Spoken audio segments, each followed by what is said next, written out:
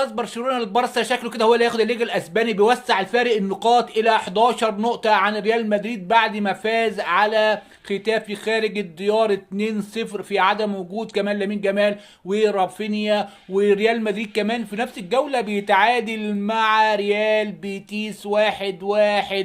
يا كده الليجا شكله خلاص بيقول لبرشلونه انا موجود هناك في اقليم كاتالونيا، ومبروك علينا ان احنا الاتنين مع بعض. اخوكم هيثم كارو سماي، صلوا على نبي محمد صلى الله عليه وسلم. العجبه فيديو دوس لايك مش هتخسر اي شيء.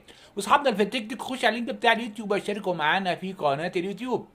وكمان اليوتيوب قال ان الاشتراك في القناه مجانا، ولو حبيت الخير لغيرك بامر الله الخير هيجي لك كده كده. شاركوا معانا في قناه اليوتيوب. طبعا البارسا برشلونه بيفوز على ختافي 2-0 خارج الكامبينو على ملعبهم هناك وسط جمهورهم.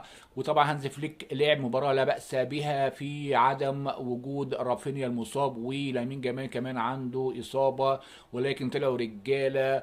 وطبعا يعني انا بستغرب قوي ان ريال مدريد بيفرط في النقاط دي بطريقه غريبه جدا. وكده البارسا عنده 85 نقطه وناقص له 5 مباريات، يعني ممكن يحقق 15 نقطه في المباريات الجايه ويوصل ل 100 نقطه يا جماعه. فكده يبقى حاجه جامده قوي لو هما بيلعبوا على هدف ده يبقى حققوا 100 نقطه. وطبعا يعني ريال مدريد كده خلاص موسم صفري تماما. يا انا مبسوط في ريال مدريد صراحه لظروف ما. اضافه كمان بنتكلم عن الارسنال الجنر غلب نيوكاسل يونايتد 1-0 في ملعب الامارات بالكاد. الجون جابه ايزي في الشوط الاول، وطبعا ميكيل ارتيتا متعمد ان هو يحرق دم جمهوره. فطبعا يعني كانوا يعني في شق الانفس غلب 1-0، ولكن طبعا هم اهم حاجه ان هم ياخدوا 3 بونت وكده 73 نقطه.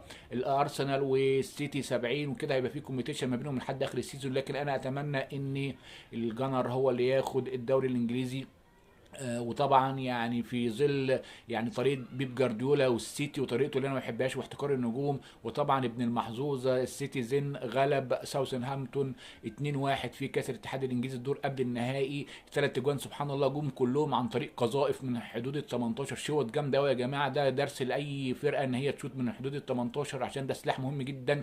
يعني الجون جابوا الولد بتاع ساوثهامبتون، قلت خلاص بقى اوبا كده سربرايز وكده السيتيزن هيخرج من كاس الاتحاد الانجليزي، ولكن ده ما حصلش للاسف. بيرد على طول دوكو يعني بعدها بقذيفه مدويه من حدود ال 18، شوطه حلوه قوي دوكو بيدخلها بقى 1-1. وبعدها على طول الجون الفوز بيجي برده من حدود ال 18 من شوطه برده مدويه، وكده بيصعد لكاس الاتحاد الانجليزي الدور النهائي السيتيزن. وطبعا يعني اتمنى ان شاء الله ان الارسنال هو اللي ياخد الدوري الانجليزي. وهنتكلم عن ماتش الاهلي وبيراميدز بكره ان شاء الله تعالى.